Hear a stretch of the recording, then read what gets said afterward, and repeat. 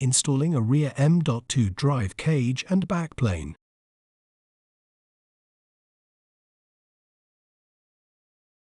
Place the backplane on the cage and slide it to engage it.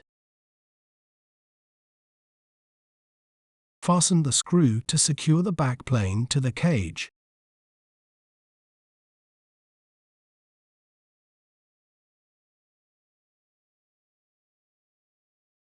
Connect all the cables to the M.2 backplane. Align and install the drive cage in the slot on the PCIe riser. Fasten the screw to secure the drive cage to the PCIe riser. Fasten the 2 screws on the top of the PCIe riser. Reinstall the PCIe riser.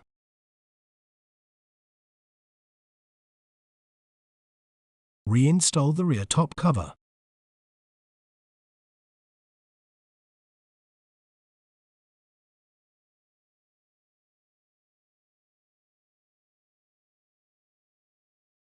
Reinstall the front top cover.